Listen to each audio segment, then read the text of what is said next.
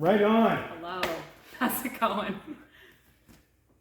Good. Hey guys, we're going to talk a little loud because our microphones, or my microphones, are not working at the moment. So They did their best. Exactly. So I'm Ray. Everybody kind of knows who I am. This is Kaitlin, who was just here at Manimal Athletics. Taught a fantastic class for us. Introduction to sweeps. Yeah, mostly standing ones, which was great because we've always been working on the sweeps from guard and stuff like that. Mm-hmm. So it was really good to do the standing ones.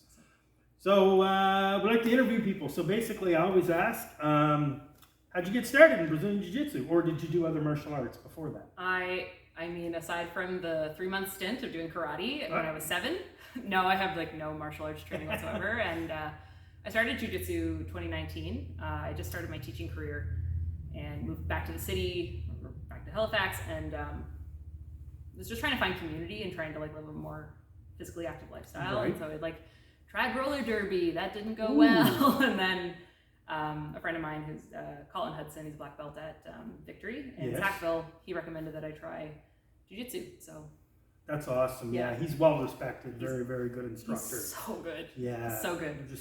We're very fortunate in the community. Everyone who teaches are fantastic. Yeah. So it's a matter of, I guess, now do you live? Where do you train at? I train at a Halifax Brazilian Jiu-Jitsu Society. I've only trained there, but I try to visit gyms when I can around the province. So. Of course. Now, Halifax BJJ, of course, which we know is one of the largest clubs in Atlantic Canada. Yep. Huge. They have a number of instructors. Do you specifically train under maybe 1 or 2 people, or how does it work? For sure. I train most of the time under Carlos Nunez. Yep. We love Carlos. But I would say that I'm spending a lot of time training with Joel as well, Joel Jacquard. And if I'm doing no-gi, Josh Whalen. So those would be the 3 that I'm training with the most frequently and have been there since the beginning of my jiu-jitsu career. So it's they're so smart and they're so patient and they're awesome. Yeah, they are. And I mean, all the instructors there, they have so many different ones now, and they have a number of Brazilian fellows that are teaching. And I don't know all their names yet, but I'm slowly learning. Marcus is Marcus Rosa, awesome. He's doing a lot of the intro for adults classes, and I don't think they could have picked a better intro teacher. Yeah, I've watched a few of them after class. I'll go peek my head in, and I like to have him here too because obviously we're just learning our fundamentals. So he's very smart. I highly recommend you bring him in. We definitely will then. And of course, Carlos, who I've known forever. Carlos used to train he trained originally, I think he's from Brazil, but he did most of his training in Hong Kong. Yes, yeah. He was at Fit Plus for a while. He was at my old school, Bushido Kai, for many years. And then he was at Halifax BJJ, and now he's kind of our advisor here for Manimal Athletics. Yes. So it's a huge help. And so we're Brazilian. You did a little bit of karate when you were younger, right? Just like kids karate, or okay. I don't even think I should have mentioned that. That's okay. That's all right. Hey, yeah, Murphy's Karate Academy. We love all martial arts in this academy. Yeah. So, no, but you go towards what you gravitate to. Exactly. Now, obviously, there's gi and no gi, and you have a preference. Some people do, some people don't. Right. For a long time, I was gi only. I struggled with chronic pain a lot of the time, and I found that I felt that no gi was really hard on the body. So I dedicated a lot of time into training gi. That's kind of shifted now that I treat no gi as kind of a time to experiment and have fun. Right. Which sometimes is very fruitful and sometimes it's not. But I would say that I'm more competitive in the gi. I spent a lot of hours in the gi, but they're both fun. They're both fun for their own reasons. Yeah. That's awesome. And so you don't train in specifically women-only classes. You do all the co-ed classes, right? No, I do co-ed exclusively. We did have a women's program very briefly, but that kind of as the schedule was shifting, that kind of got phased out. But we have a really great core of women at Halifax Brazilian Jiu-Jitsu. Halifax Jiu-Jitsu. Very supportive group, very competitive group. Yep. Hachensa Dalipaj is always on the competition scene. Emmy, we have Brittany Lodge as well. So we have I've seen so many of them there, and just And I think that we can attribute a lot of that to Christine Fader. Yep. Just like spent a lot of time trying to cultivate a really positive female culture within our gym. Right. But like not limiting us to just being like, oh well, if you're a woman, you have to train with women. It was very much like go in, prove, like show that you're a good training partner, and just do jujitsu. And build that culture of respect for everybody in the gym. It's not just gender based at that point. So Christine did a lot of that footwork. I totally understand. And credit to her for sure. As you know, of course, are you familiar a little bit with like the history of women in Brazilian Jiu-Jitsu or in grappling, predominantly like in Nova Scotia? Not fully. I know that it was like a very slow start. Courtney Pratt was huge.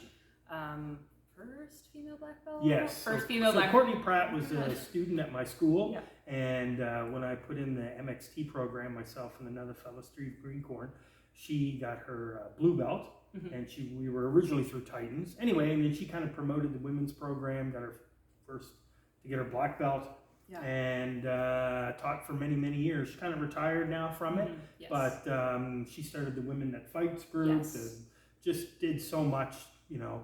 And before that, there was a lady named Rhonda Haley McKinnon. She actually started submission grappling in the province back in the about mid-90s.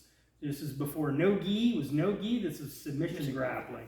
And she cross-trained over into judo, and she got her black belt in Japanese jiu-jitsu. But at that time, in the sort of the mid-90s, late 90s, there wasn't really anybody doing...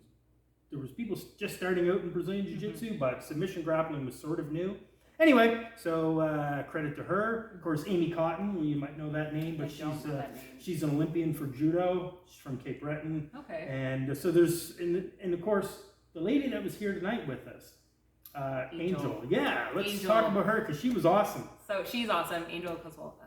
I always say her name wrong. Kozłowski. Okay. I met her probably 2 years ago. 2.5 years ago. Okay. She has her own Taekwondo school in Kentville. Okay. I think Kentville, New Minas. And okay.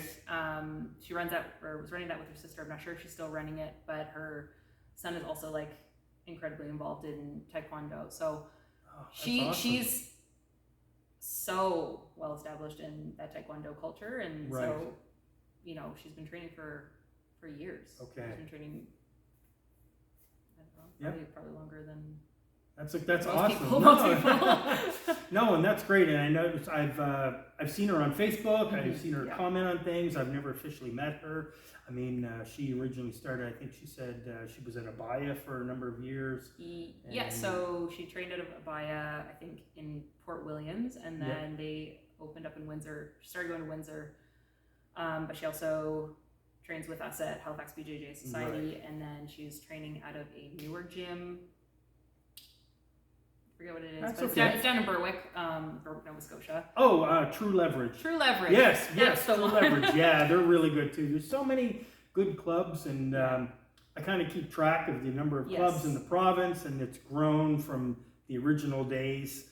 We won't get into those stories, but there were some original clubs in the city. Obviously, Titans still has been around the longest. Yes, yeah. And no, she was really nice of her to drive all this way and train. Yeah, really good friend of mine as well. So it was really touched my heart. No, it was great.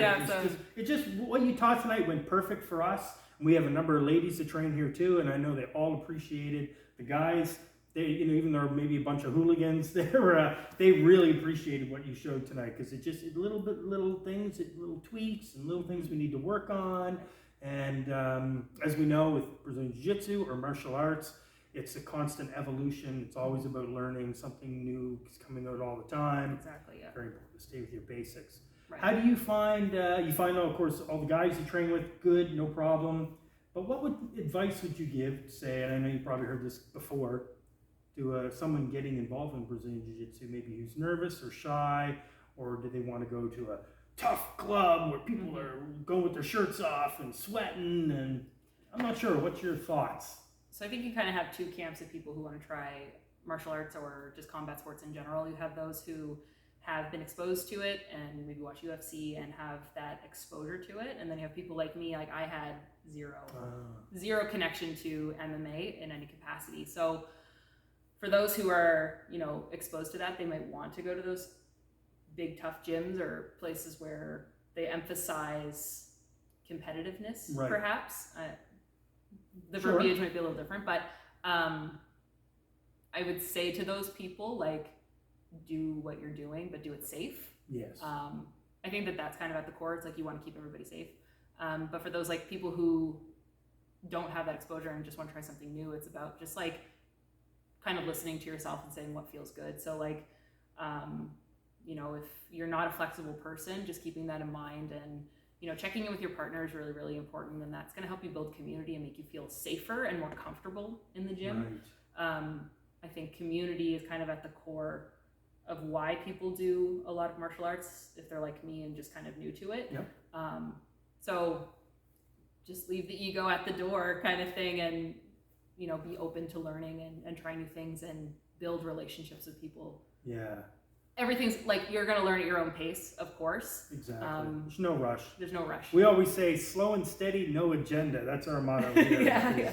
You know, a lot of the people are brand new, and there's people that have been doing martial arts here for like 40 or 50 years. But so now it was just like slow and steady, no rush. And the young ones, if they want harder training, they can go. They can do that. And I agree. I'm a big proponent of, like, I come from a music background, and so it's like you do it slowly to get it correct, and then you can start to speed up. And I think that when I'm instructing younger kids as well, kind of the same things, like, let's do it correct, let's do it slowly, then we can start to play around with it, then we can start to try new things, then we can start to increase that speed. And I think that's also just going to help you solidify your technique a lot sooner. Nice. And, you know, it's going to be muscle memory at that point. And it's really funny because I know so many people involved with music, musicians, music people who sing, that also do martial arts.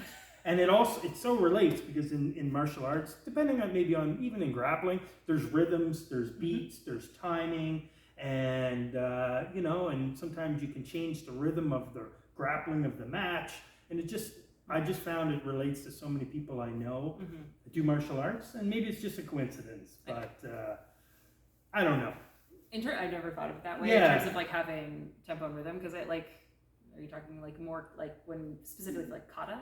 Yeah, no, not even kata. Just within training, we just had a seminar here on the weekend, Filipino martial arts. We have some BJJ people here training it and stuff. But everything with the stick and the weapons, it's based on rhythm and timing and beats. And the same with kickboxing, whether you're throwing combinations, capoeira, of course. You know, and it's all how you look at it, I guess. So for some people, it's like music, really. Yeah, I would agree, and it's funny you say that because I often find myself like when I'm instructing kids or coaching kids, I'm like, find the rhythm of what you're doing.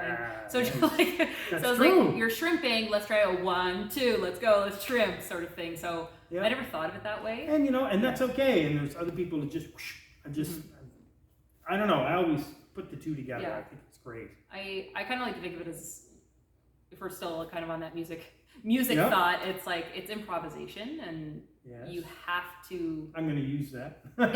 You have to explore, like, in order to develop your game, the same way that you develop your sound. And like, I'm a saxophonist myself, but in order to develop your sound and your style, it is about playing around with what you're learning. And one of the things that I emphasized in my little class today was that play with the position. If there's nothing wrong with making mistakes in that safe moment, improvise, try different things, and then you kind of find what works together and flows together. So that brings me to a good question. Who do you look up to, or do you have people you look up to first in music? Oh, in music. In saxophone. Oh, okay. So, like, we may not know their names. Yeah. Hopefully Clarence Clemens, but it's my favorite, even though he passed away. So I come from a classical saxophone background, actually. Okay. My favorite... I didn't realize. My favorite classical saxophonist is Arno Bornkamp. So he is a Dutch saxophonist. He's probably one of the best in the world. And I've had classes with some of his students in the past, and it's incredible. And how many styles are there then? for saxophone? Yeah, like martial arts, there's so many different styles, but just name a couple. I'm curious. You got your classical, you've got funk, smooth jazz, blues playing. Contemporary music is rooted in classical, but it's very, we'll say avant-garde. It's weird. It's weird stuff. Incredible music comes out of that, but it's very weird. And then you have like your more traditional band sort of saxophone playing, so it's very like marching sort of thing. And they're all using the same instrument, but they just do it differently. Exactly, and I think that's martial arts. That's martial arts for sure. Because everyone has, I mean, there's so many different styles of grappling. I mean, there's so many, and they just do a lot of the same techniques. They just differently. Yeah, exactly. Yeah. So, and now as far as Brazilian Jiu-Jitsu, is there anyone in particular you look up to? Or? So I get a little emotional talking about this one because when I started, being a ultra heavyweight, I was looking at other heavyweights or just bigger grapplers, and so I started watching Worlds. Yeah. And it was Leandro Lo. He was the very first real grappler that I sat down and watched a bunch of his videos, and so rest in peace, Leandro Lo. But I think that he's just I think he's the quintessential jiu-jitsu guy in terms of how he acts, how he trains, the quality of his performance. I just think amazing. He was one of the best. Amazing. Yeah. We'll all research that now because And so, do you do anything else besides music and Brazilian Jiu-Jitsu? Even though Brazilian Jiu-Jitsu is a martial art, are you anything else in particular? Or just you're a teacher. I'm a teacher, yeah. I teach high school English and music, which is great. It's cool. But yeah, I'm How are kids these days in school? Because I have a friend who's a karate instructor, and he is a teacher at Bedford, the high school in Bedford. Broad Street? CPA? CPA. He said cell phones have destroyed children. Be honest. I'm inclined to agree. Technology usage has really taken a toll on behavior and discipline, and I don't think that that's necessarily the fault of anyone. I think it's just that it's become easy to hand them a phone or hand them a piece of technology in order to get them to behave. But I think that you see that everywhere. It's even with adults. As a teacher, are you allowed to say, put your phone away? Yeah. What's your guidelines? My personal mandate is that if it's out while I'm teaching you something, it's gone. Right. But now there's a new mandate coming in provincially where they're not allowed to have them really? in classrooms. So and when does that start? September. No way. Hey, you heard it here. Maybe not first, but It was in the news, so I'm not that's all right. This, but that's going to be very challenging, you think? It will be. I think there's going to be a lot of pushback from youth who are going to bend the rules. Just don't bring it in the class. Don't bring it in the classroom. Your locker or leave it in your kitchen. So they are allowed to have it in between classes for high school, and then at the elementary level, they are not allowed to have them at all. I agree. Yeah. I agree. Some of the parents that are here and the little kid comes with a cell phone, I'm like, keep that phone away from, I'm sure we got off topic here, sorry, but keep that phone away from as long as you can. But we could kind of bring it back and say that part of it is discipline and children learning discipline. And I think that martial arts provides a really unique situation where they have to learn respect and discipline. It's not the kind of situation that they find themselves in normally, but I think as they get older, they learn to apply the respect that they give to their teacher in the gym. They start to demonstrate that. And that's all with all martial arts. If you have a good instructor, a good martial arts instructor, that's a good. I mean, there's bad instructors in every art. Every art is guilty of having a bad instructor. Yeah. But, I mean, all sports are great if you can get kids busy in any sport. But because we're martial artists, we believe, martial arts is the way to go. Yeah. And I think as an extension of that, it's okay to hold kids to a standard and expect something of them and hold them to that expectation. And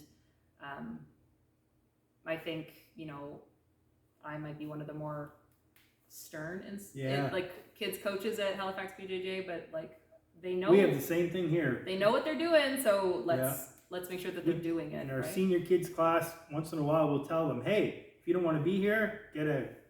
Because you're wasting our time and you're wasting your parents' time. Yeah. And I guess maybe to finish up is do you like martial art movies at all, or you haven't quite got into all that stuff yet?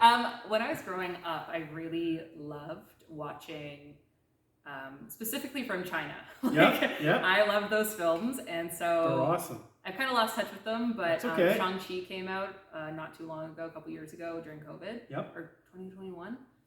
I think it's just a beautiful film. And, you know, the work that went into choreographing a lot of the martial arts in there. And then I've always been a huge fan of Jackie Chan. And then cult classic Kung Fu Hustle. Oh, that was such an amazing the axe movie. dance. Oh, yeah. Let's go. I've seen that, well, maybe about 6 times. It's but, so good. It is really good. So a movie you have to watch then, if you like those cheesy ones. It's called, not cheesy, that's good. This is cheesy. Called The Last Dragon. Okay. The Last Dragon. Let's just put it this way. 80s rap music with breakdancing, with martial arts, and it's crazy. You're going to love it. That's The the Last Dragon. Yeah, Bruce Leroy. And leave it at that. It's great. You can find it. Just watch it on the weekend or the long weekend. It is hilarious. I will. The Last Dragon, for those that are 55, know exactly what I'm talking about. So, anything you want to end up with? Just thank you for giving me an No, it opportunity was to awesome. come and teach today. It was fantastic. I love teaching, and I just want to spread the good word. There you go. So, everybody, that's it. I really appreciate your time. Everything you taught today was fantastic. Thank you. Yeah. Okay, I'm going to hit the button. Here we go.